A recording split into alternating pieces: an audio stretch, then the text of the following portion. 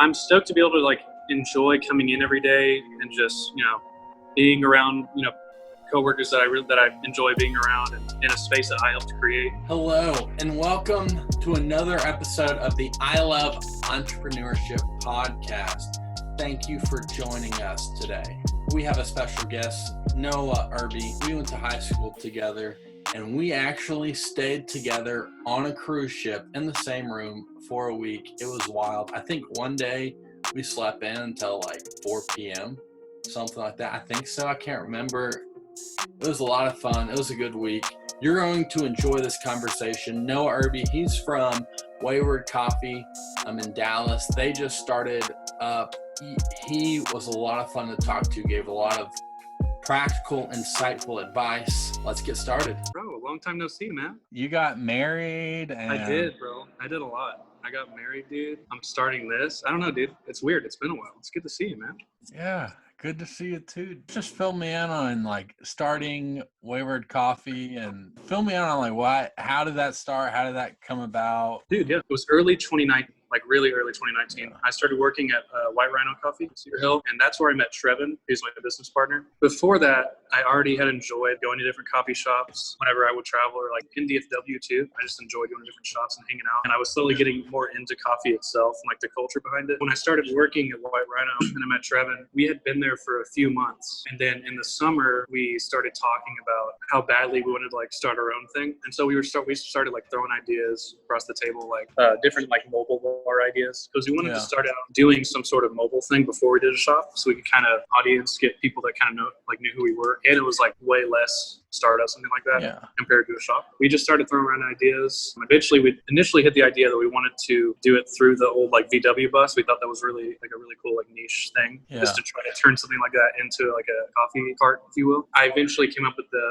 idea of the name Wayward because we wanted to. There's two different like kind of reasons behind it, but we wanted to basically, even though we were a mobile bar, we want to feel like we were a place that people could come to and enjoy and feel like they weren't, because like wayward means like lost or finding your way. Like there's kind of like a negative and positive meaning to it. Yeah. So we want to be a place that people that feel like they don't have community to be able to come to. And then also in a way we're acknowledging that we are always wayward and we're always trying to like find our purpose and trying to find what we're here to do. Starting this company has been kind of a way for us to acknowledge that not all of us really know what we're doing, but we can at least try things and go for things. And so that's kind of the reason behind it, as well as being a place people can come to and enjoy. We enjoyed doing the mobile bus in Bishop Arts for a few months. And then earlier this spring, we were trying to weigh out the possibility of what it would take to open a shop, because that was ultimately both of our dream, is to open like a brick and mortar, to be able to have people in, for them to enjoy the space, enjoy the people around them. We started exploring that possibility. Dude, we found the space we're in online, reached out to the guy. Within 2 weeks, we had signed the lease.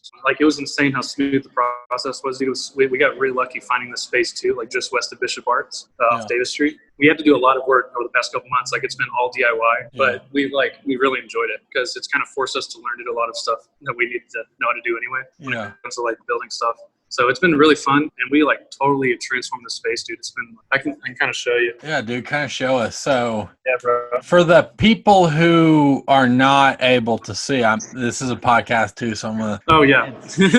It looks like your modern day. Like, what was kind of the inspiration for the whole thing? There's shelves, tables. Dude, yeah, we were trying to mix some sort of semi-industrial look with like a really warm wood look. Dude, all these shelves are gonna be filled with plants though by hopefully within the next few weeks. So it's gonna really make it feel more organic. But we were looking for a space that was really bright and interesting. And dude, we have a thing for flags too. We love flags. Yeah. So we got flag and pennants up on the walls and stuff. Yeah, there's an American flag in there and flag with our logo and stuff. Like we've basically been able to DIY create the space that we really wanted to be in Dallas. It's just not here yet. So it's been really cool to be able to kind of have control over that and just creatively make a space that you would want to be in all the time, obviously. Because we're going to be working here, we always want to love love the space we're in. It's been really fun. How's funding going for it? Are y'all like straight bootstrapping it? At this point, basically, as far as money goes, we've taken care of basically everything we need to take care of, and we have just a little bit left over, but we all budgeted out that way to where we would still be okay. As far as like how the funding came about, we were lucky enough to be able to fund it through our family. Like I was able to fund it through my dad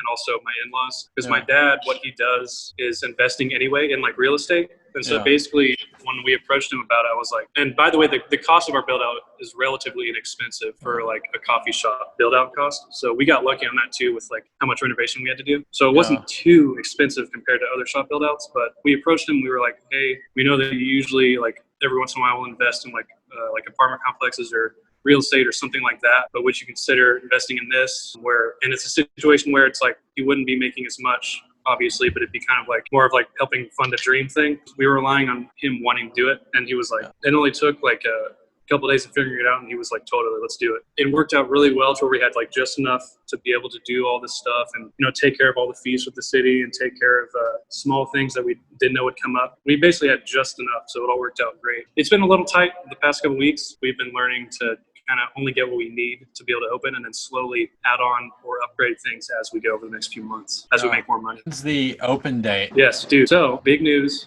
We just passed our final inspection today. We're going to be opening this weekend, actually. Okay. Hopefully by Friday, we'll be open 7 a.m. to 7 p.m. By the time you put this up, it might already be open. I don't know. But it'll be next Thursday. Okay. So. Okay. Yeah. By this time we're already open. But yeah, Friday, I think it's the 28th, right? 29th. We're opening. I think so. It'll be kind of limited capacity. So like, we're not going to have like full for here dine in. We'll still have it, but it'll be, think about probably 50% still like kind of making people feel safe and cleaning the space. Obviously we have to-go drinks as well. Dude, yeah, we're really close. We'll be announcing it in the next couple of days. Well, dude, if y'all open, whenever y'all open, I wanna come check it out. I just got back from Arkansas. If you want to come this weekend or next week, we'd love to have you, bro. Heck yeah, we'll be here. I'd love to have it. What would you say to someone who's trying to start a business? What would your advice be to them? The main thing that we struggled with, like me and Trevin, just because of how our personalities are, is we can sometimes be like overly cautious and like overthink things. That's great. Like you want to make sure you have everything well paired and you know how you're going to fund things and how you're going to plan things out and you know what the paperwork you need to get that matters. We've figured out that a lot of times it takes just kind of pulling the trigger and doing things. Our original plan when we had the bus going was to wait a few years, like make a little extra money, kind of take a safer route to try to open the shop. But what we realized is like opportunities just like will jump at you. Like when we found this space, dude, we had no idea that all the leasing and all of the funding would come together so quickly. Like it all happens really, really fast when we like decide to just jump into things when opportunities arise. And so that would be, I guess, my main advice, especially coming from somebody who like prepares a lot and likes to overly be cautious about things, is sometimes I struggle with jumping in, just doing the thing that's in front of me. And so we've kind of been doing that more than we used to. And it's actually been like really great. It's been really rewarding to not just wait and not just prepare, even though that's always good to do, but to sometimes just jump into things and figure it out as you go. Kind of that balance between, honestly, like I just kind of jumped into this.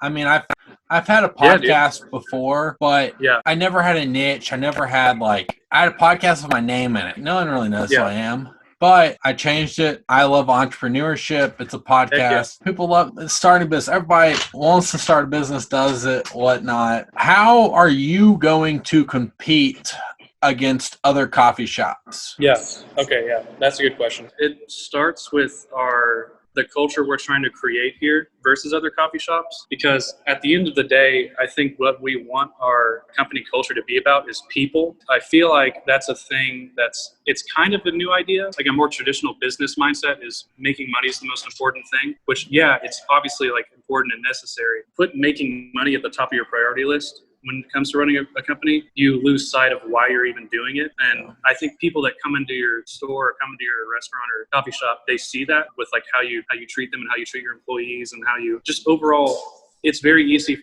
people to sense what your culture is. So we're trying to set a culture that's putting like people first. Obviously, like we put our team first. We make sure we're paying them well. We're making sure that they love their job, dude. Like me and Trevin came from a situation where we weren't enjoying our job because the culture there wasn't putting people first. When it comes to coffee shops, besides just making sure that you're serving like the best coffee you can and you're being as transparent as possible with what the process of it, besides creating a really beautiful space, I think that's like really important. I'm hoping sets us apart, and what I'm hoping people see is the culture we create, that it's very obvious that we're putting people first and we're trying to create a special community here that people can be a part of. You're creating an experience, basically. Yes, exactly, dude. And putting the emphasis on the experience, because people remember experiences. Exactly, dude. That's the thing, is when I think of coffee shops I go to, how good the coffee is really matters to me, obviously. But I always put my experience with the people there that I'm talking to, and also like the space I'm in, just at the same level as how good the coffee is. Too many shops, not just in like DFW, but there's a lot of shops in general that they focus too much on being really bougie and like serving the best coffee, but like the people behind the bar don't even want to talk. You walk into somewhere and they're like kind of just like, hey, how's it going? And it's just a transaction. I want people to enjoy conversations and get to know the people that work here, enjoy coming back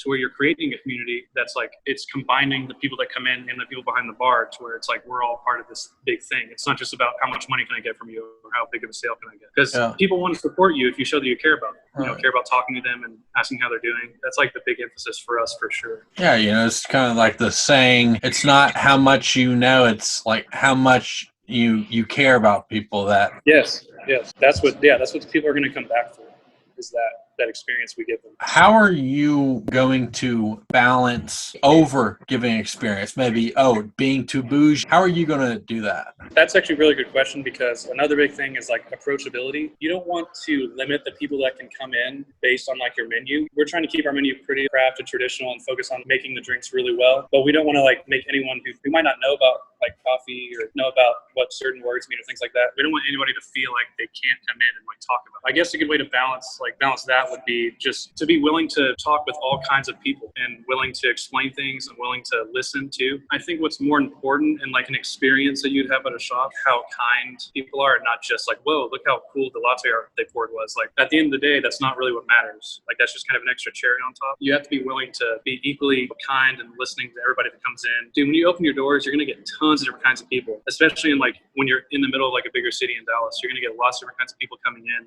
and you have to be willing to converse with all different kinds of people and explain things and listen and be really like willing to adapt to people that come in every day, because it's always going to be different. So kindness is kind of the experience. So you're going to focus on kindness, and you hope everything else will fall into place. Exactly. How would you keep kindness at the center? It's kind of one of those deals that's just thrown around, but it's kind of like how do you make that a reality? Keep it a core focus? Yes. Yeah, okay. The main way you can avoid losing sight of it would be, for example, like when we're working behind the bar day to day, like making sure all the numbers are right when it comes to pulling a shot. Like there's so many small little things you're always worrying about, trying to make sure are done right. What would be helpful is to kind of make sure you don't get caught up in that to where you're ignoring like an opportunity to be able to talk with somebody in the shop, or an opportunity to be able to like listen to someone or share a story or explain something that you're doing. Because I think that it's really easy to kind of get like, especially when you're doing the same thing over and over again, like a lot of our drinks are made like over and over again because our menu is smaller. So it's easy to kind of get caught up in like repetition and not really focusing on what's around you and what's going on. A good way to kind of steer it back to focusing on kindness and like talking with people and being aware of your surroundings is to not like get so caught up in the really small things you're doing every day, and always kind of keep the big picture at the forefront. Because then you'll just have like a healthier like mental state while you're working throughout the day. If you're not worried about all the small little things you have to do and you kind of just focus on the big picture of why you're even there. That's why me and Trevor want to create like a culture that's really focused on people first, because then when anyone that comes into work on our team, they're going to love being there. They're going to enjoy the people that they're around, not only who they're working with, the people that come in the door every day, like regulars. They'll start fostering relationships with them.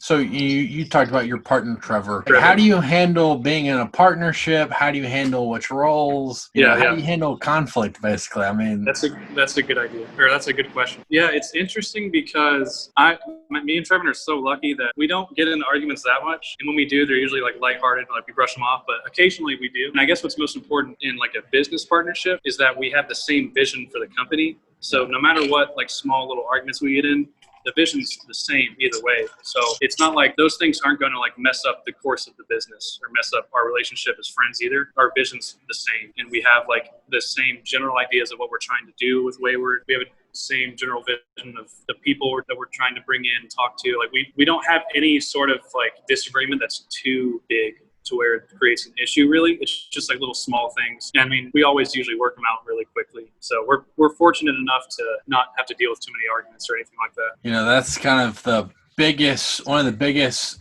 just downfalls of business is like, oh, dude, yeah. If you line yourself up with somebody who does not have the same like established vision as you, and you're jumping into something that you want to be in for a long time, like that's a bad idea. Like it can only end in like something bad. Was Wayward kind of your first entrepreneurish endeavor? Yeah, basically. I had done like a small amount of stuff. Like me and my wife, we started this little candle company. It's called The Modern Romantic. And that was kind of just a little creative outlet for us to be able to just make physical things and sell them. And it was fun. We did it for a little bit. Once I started talking with Trevin about this, it became like a way bigger, different reality of things we had to take care of because we were trying to create like an actual place people come to. Because like the other thing was just kind of selling goods online and you never had to worry about, being around tons of people. But this is like a totally new experience as far as like running something goes. We're excited about it, dude. Dude, I'm hyped for you, man. I'm so excited.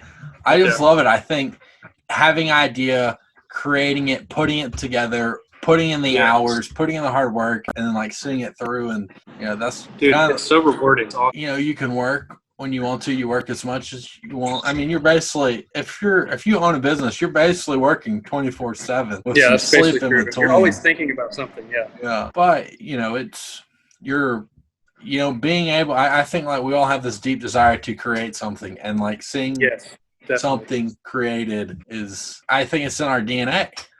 I know, man. Yeah, that's the coolest thing about all of this is when you work on something yourself and you, like you said, you're creating something just out of like the desire of wanting to do it. And then you step back and look at what you just did. It's like the most rewarding thing to see. Like all the work you put into it, all the mental energy, all the time, it all pays off because you see what you've created in front of you. It's like, it's really awesome. It's so cool to see happening. What's been the biggest thing that you have learned through this whole process? The main thing that I've learned, especially with doing this build out, is that if small things can go wrong, they're most likely going to go wrong. Like when it came to so many little things, dude, with like building this shop out, there's so many small little areas of the shop where we just had to spend so much time trying to fix up, like studs being in weird places where we couldn't put shelves where we wanted, like little stuff like that. It just gets so time consuming, and you kind of like, for a split second, you forget about like why you're doing it,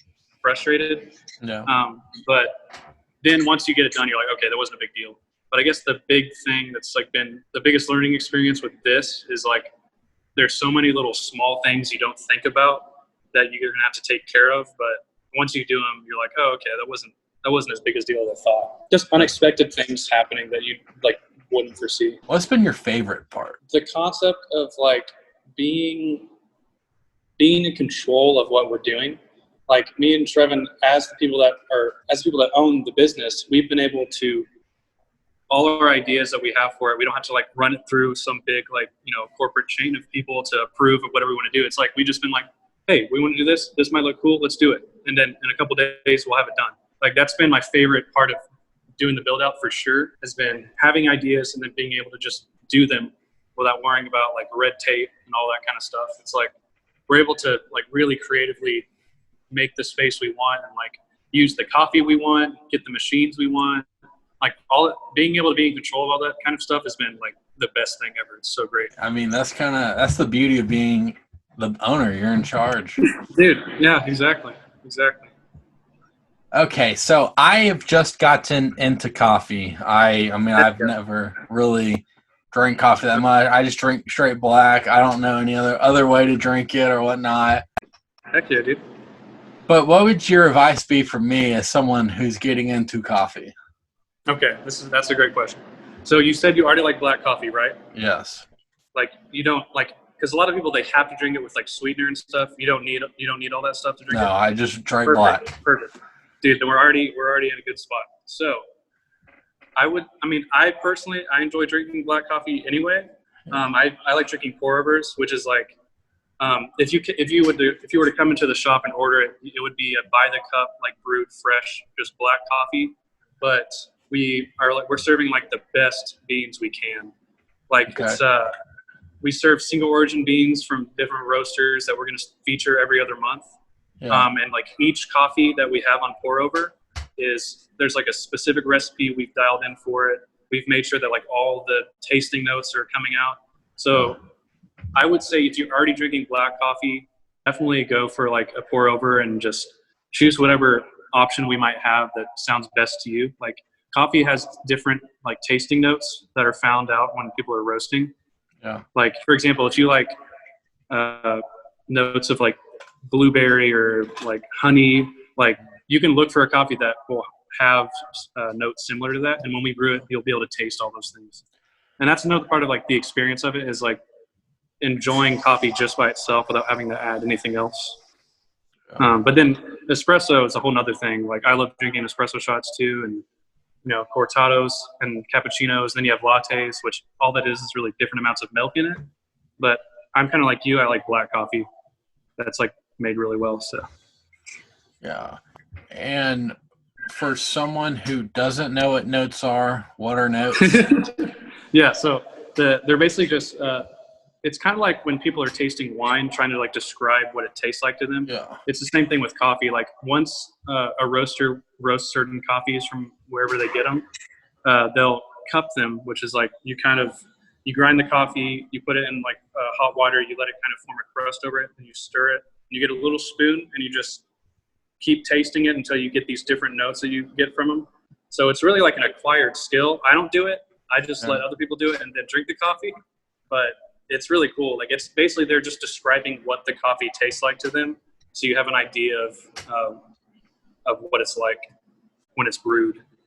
Okay. So it's really interesting. Like coffee gets really complex, and I don't know. It's really fun, honestly.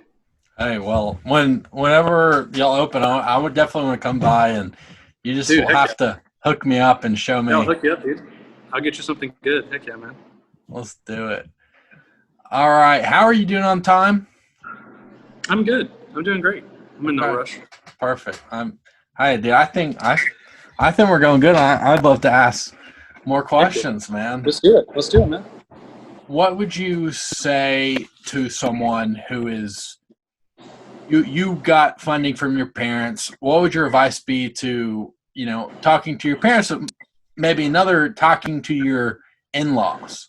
Exactly, yeah. Your in-laws. Yeah, that's a different situation because, obviously, like a situation like that where you have people that that are like, that's such a blessing because I feel like that's the ideal situation of trying to fund a business like that is you have people that already know you and trust you that would even want to do that. So we got really lucky to be able to do that. But yeah, talking with my in-laws was a different situation though. I'll say they still love me and they trust me, but it did take a little bit more convincing of like, showing them the business plan, all the ideas we had for the company, what exactly we were going to do with the money. Like you have to be willing to be very transparent. And the thing is, the same thing's going to go for like a private investor that you might not be related to, but just someone that's interested in doing that, or like going to a bank to get a small business loan. Like you're going to have to be really transparent and just show everything that you're going to do with the money that you're asking for. So we were blessed to be able to do that, but at the same time, we still can just be like, hey, can I have some money? And then walk away with it. Like you got to be able to show what you're doing and like show why you need what you need. And so you definitely want to take time to sit down, write up your business plan or whatever that looks like, and like write out your budget, figure out everything you're really going to need so you don't undershoot it. So that way you don't end up with no money at the end of the day. Yeah. So, yeah, man. And what do they think about it now? Oh, they're stoked, dude. The thing that like once they saw this whole place built out and they're seeing everything come together, they're like, it's a great feeling for me. It's a great feeling for them too. Like I feel really accomplished, and they're glad that they put their money somewhere that is actually going to be like hopefully flourishing within the next few years. So yeah, it's a really cool thing, dude. You could tell me it keeps them from you going back and asking exactly, for more. Man. Exactly, dude. Now I don't have to worry about it again. Yeah. Someone's at a point where they're like, hey, should I expand? Should I not? Yeah. Like, should I open a store? Should I not? Mm-hmm. What's kind of the indicators of, I should expand? What? Yeah. Like, okay, a good example for that would be, for example, if we wanted to open another shop down the road, which we would like to at some point, But yeah, good indicators, I would say, obviously, if over like, the course of a few months or a year, you've been profitable, you're doing well, you're not like just barely, making what you wanted to make. So obviously, if you're doing well, then you should start considering something like that, which is what we're going to do. We're going to have to look back in a year or two and be like, okay, are we ready to expand, open another shop? Because at that point, it's going to cost more and take more capital because we want to open a bigger shop, to where we would be going to like a bank and having to present. Because the thing is, when you go to the bank, they usually want to see that you've already been doing business in some capacity, to be able to offer like a bigger loan. So I guess it would be, making sure that the shop we already have is doing really well.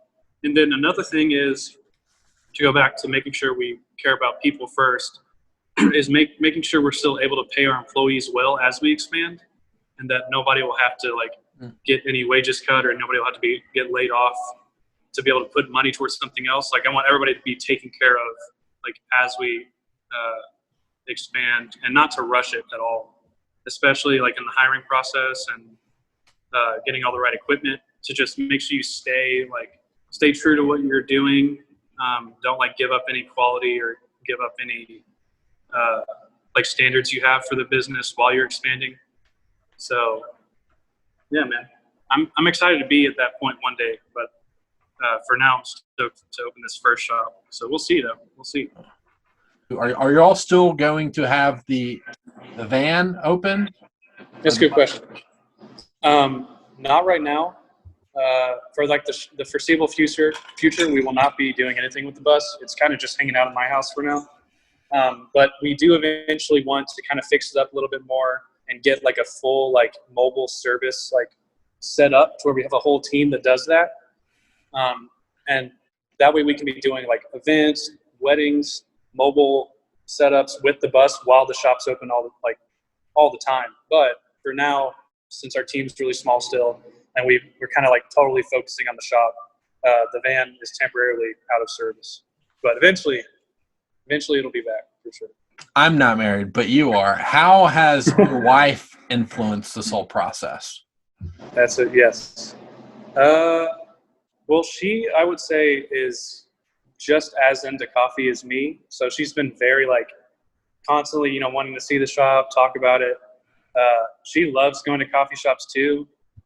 And most of my experiences at shops are with her anyway. And so I would say a lot of the inspiration for this specific shop are based on a lot of places we had already been to. Yeah. So in that sense, she's already been really influential in like the space design. And I mean, the space also looks a lot like our house does too. So it's kind of, I'll never be able to escape the shop because my house looks almost just like it. Like this paint color is the same exact color as our house. So it's been, the design aspect has definitely been influenced by her. Like she loves plants too. We're going to have this whole place decked out with plants. But yeah, dude, I mean, she's been so into it. She loves it. Like we both really enjoy coffee, and a lot of our like first dates back when we were younger were at coffee shops. So it's like a special thing for us. Wasn't y'all's honeymoon up and down the West Coast visiting coffee shops? Yeah, basically. Yeah, dude. Our honeymoon was in San Francisco. And also, like, we drove down to Santa Cruz. We went out to Yosemite.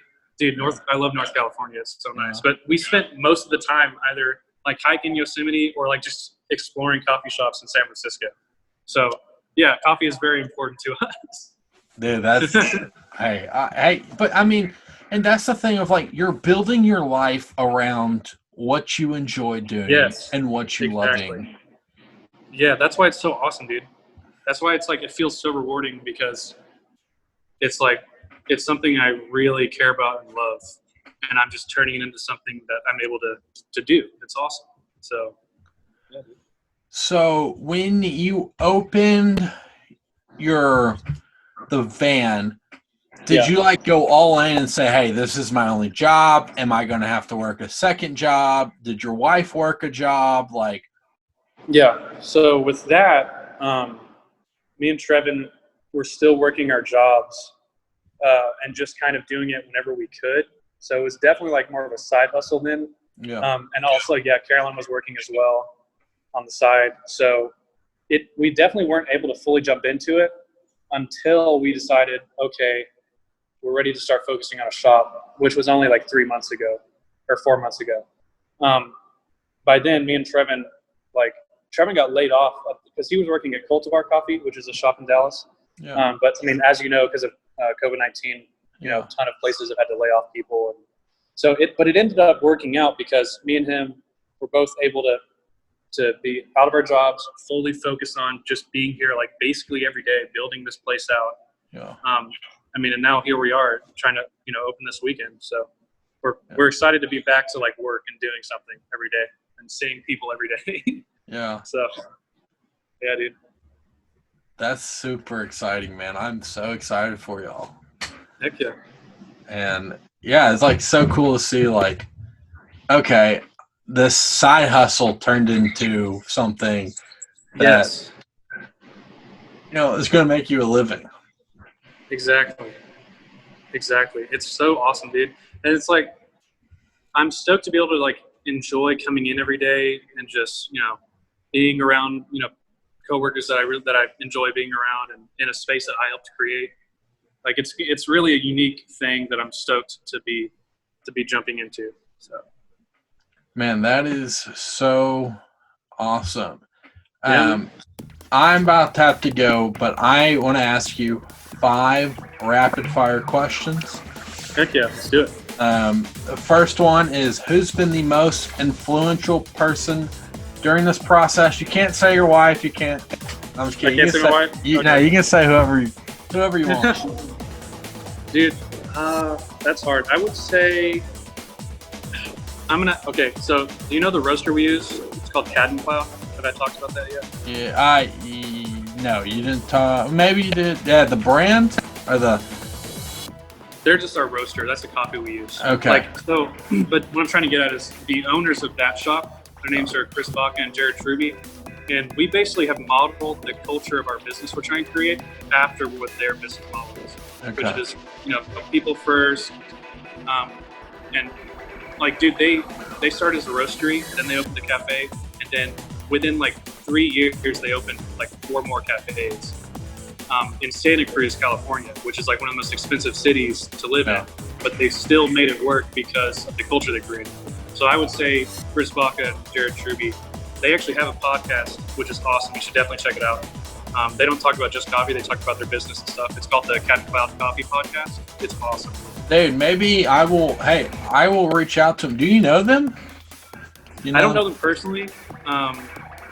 Because of us using Cloud, they kind of know who we are now. Yeah. Because we have a business partnership with them now. But they're like, Chris Baca is really big on YouTube, and like him and Jared, like their podcast is considered like one of the best coffee podcasts there is out there. So I would definitely check it out. Cloud Coffee Podcast. Dude, I would definitely check it out. All right. What's your favorite book? Favorite book? A book I just read that I really love. It's by Rob Bell. It's called How to Be Here. Okay. Really, really good. It's just like, it's a great book that just focuses on everyday living and being present and just, It's great. Like overall, it's just a great read that really just helps you with your daily life. What time do you wake up at? Ooh.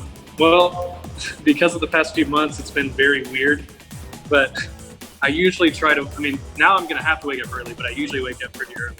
I'll be waking up at 4:45 or 5 every day for the next couple months. So usually I'm up pretty early because I kind of have to be.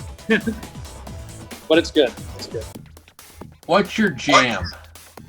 My jam? Yeah, like what song's bumping right now? Songs? Okay, dude. Yeah. Have you ever listened to Bahamas? I think so. Dude, so good. His kind of newer album, Earth Tones. Okay. Can never go wrong. I'm always listening to that. Earth Tones by Bahamas. So freaking good. Every song. So nice, dude. It's so good. Dude, I will check it out. And definitely. All right. Last question. What is your favorite exercise? Favorite exercise? Bench press. Heck yeah. How's that? I love it. Noah, hey, thank you so much for taking time out of your day. And dude, yeah, absolutely. I've enjoyed catching up, and dude, I I really can't wait to Friday, right? Hopefully. Dude, yeah. Friday morning at 7 a.m. We're trying to be open. Dude, maybe I'll come try to be the first customer or something like that. Dude, I'm down. Heck yeah. All right, dude. Thank you so much for taking your time, man. I appreciate it. Good to see you, man. bro. Bye. Bye.